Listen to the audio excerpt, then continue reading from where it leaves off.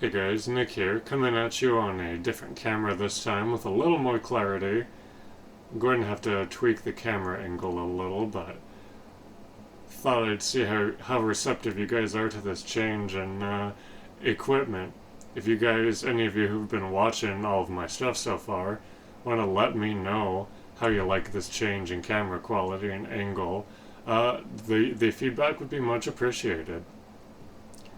This is going to be the first in an installment of shorter, hopefully around 10-minute in length or shorter videos. Just a quick little story time with Nick. And today's story is going to kick off from a topic I mentioned in yesterday's longer video. We're going to delve into, if you guys heard me mention having lived down south for a while in Mississippi and other areas, then you're going to get a little more of an explanation and some context on that whole period of my life. It took place around 3 to 4 years ago. I'm 27 now, and this change in my life happened around age 22. At the time, I was still living in my home state. I had been working at a grocery retailer from the age of about 19 to 22, and had been promoted to assistant department manager of a certain department. And it was around this time that I made my first real big trek out of my home state and to explore around the United States quite a bit. I didn't really know what I was getting myself in for, but over the course of the 6 months that I was a manager in retail, I just knew that I was too young to be stationary in a job like that, and for the company I was working with. I was definitely precocious, but I think that that was a hard age for me to know what to do with all of my motivation and all of my aspirations. And really, I think that one of the best things for me, looking back, was just to get a little bit of craziness out of me, to go have a great experience or just an intense, different, wildly informative experience. So, apropos of very little other than just wanting to make a change, I spent a lot of my free time at home, outside of work, which at the time was really demanding, with working a hourly wage job but being treated and expected to come into work like I was a salaried manager employee. So the stress on me was quite high, and wanting to escape from daily life and from that, what seemed like a dead end job at the time, that was a pretty high priority and highly attractive little pastime. Just looking into whatever I could hopefully do to get away from everything and, do whatever young 20 something wants to do while they're still vital. Get out in the world and make some new experiences. One night I stumbled upon the Americorps series of government programs, and if you guys aren't familiar, Americorps is a United States government volunteer really series and different set of programs. There's all sorts of programs geared towards different age ranges with different lengths of time and qualifications required, but you can think of this as sort of a domestic variation of the Peace Corps program, is a pretty apropos way to put it. I don't know how many of these programs are left anymore in the current year with the Trump administration's cuts to federal funding and programs. Americorps was one of the first ones to go, and the program that I started off in, the only Americorps program I have done, is the Americorps NCCC program. The acronym NCCC stands for National Civilian Conservation Corps, and this is a program geared at kids ages 18 and I think no older than 25 or 26, with an exception for the team leaders, who can be of any age and make about, with all compensation factored in, a doubled monthly pay salary. And sadly, this is a bit of a bittersweet topic for me also, because the Americorps NCCC program, I actually had been on the application list and accepted to be offered a position for this last summer's shorter term, 3-month summer of service program out in Colorado. I'd gotten a letter of exception for this program only to find out that the administration had also cut this program out. There's no longer any funding going towards it, and all applicants were dumped off. Currently, I think the 4 nationwide campuses for it, they may be hosting FEMA. They sometimes host FEMA, but I know that NCCC classes are not being hosted right now. So, Americorps NCCC is a 10-month, or for team leaders, 12-month program, and it's a pretty dynamic program for young 20-somethings. I will not sit here and highly recommend just anybody to do it. It is an exciting thing, but it's also federal volunteering for the U.S. government. So if you've got a little sense about these things, I don't think you would expect too terribly much in the way of compensation for these things. But looking back on myself as a 22 or 23-year-old, it was the perfect kind of adventure for me, and I don't regret it at all. It was a hard program. It's a 10-month program, and depending on the season that you apply, upon acceptance into the program, you're going to be sorted into one of the 4 nationwide campuses. There's somewhere in Iowa, there's Sacramento, California, Vicksburg, Mississippi, and Aurora, Colorado. For the summer season of the summer session, which at least summer season was when I was accepted in and my program started, my class was all routed through Vicksburg, Mississippi. And you can think of this as sort of a opposite, inverse way to how FEMA operates, at least, the relevant parallel FEMA programs that operate at the same level, same amount of time. And Americorps NCCC is also much more of a one and done kind of thing, or a 2 and done kind of thing. There's an education award that comes along with completion of these 10-month Americorps programs, but you're not allowed to receive more than 2 of these awards. You're allowed to do the program more than twice, but more than 2 of these education awards can't be claimed by somebody. Like I said, this program is inverse in work type and workload to a lot of the paralleled FEMA programs. So what do I mean by that? A lot of the FEMA guys that I worked with who were at a similar position, they were doing a lot more of, as people know, FEMA is sort of a disaster response program and mitigation, emergency support program. They touch a lot of different bases all across the country. And the FEMA guys that I was working with at the time, they did a lot of the remote, I would say less boots on the ground management and organization of these kinds of projects. Whereas Americorps and my specific team of originally 12 people that I was put on did a lot more boots on the grounds kinds of things.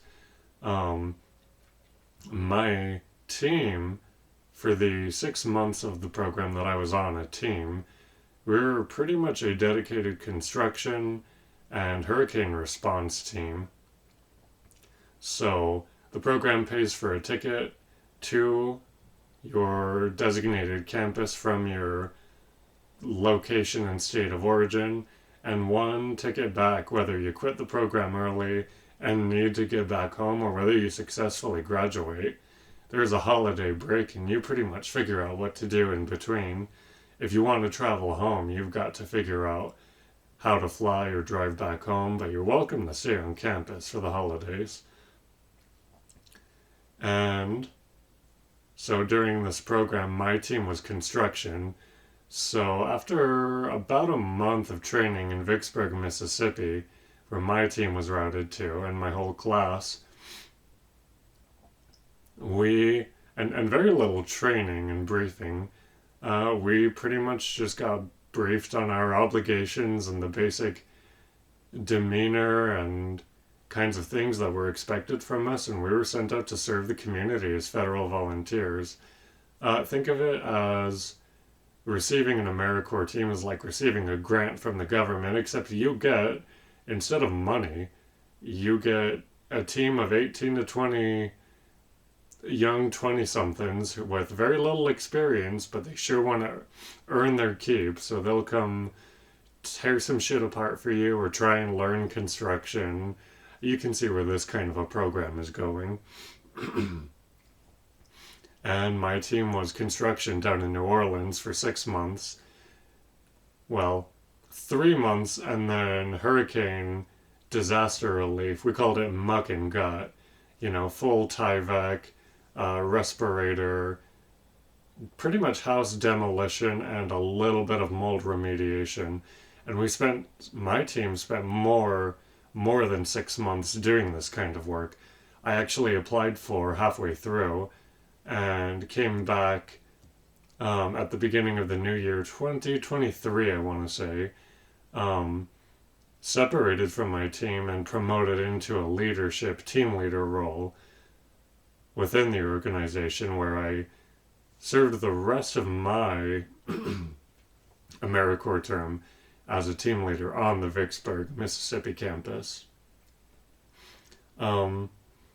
So yeah, as a whole and as a retrospective, there were some really tough times during all of this. You can imagine moving sometimes in 1 week between 3 different states and all sorts of different types of projects with a team of young 20-somethings, 12 of us who didn't always get along in the best ways. I mean, you know how it is with a diverse group of people, and we'd pretty much committed to living, eating, and working side by side with each other for the next, as far as we knew, 10 months. My promotion was a bit of a wild card factor in this situation. And the difficulty didn't end there either. I was still dealing with the same sort of living arrangement with sometimes a slightly less and sometimes a much larger number of peers on campus than just my team of 12 that I originally started the journey with. But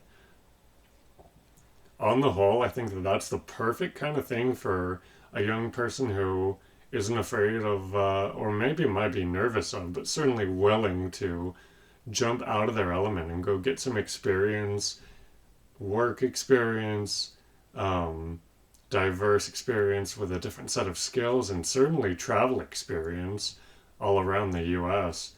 Like I said, sadly, this program is currently federally defunded, as are a lot of programs like this that involve federal volunteering. But I hope that this story and this little retrospective on some of my experiences can help expand your guys' horizons. If you're of that age range, if you're 20-something and you have a mind to try and do something different from just staying in the city or state where you were born, trying to work a menial job. I hope you guys understand that in your 20s is the best time to take a break away to go do something like this. And I will preface and say that none of us who were doing this program, like I said, lived a super lavish lifestyle where we were doing it.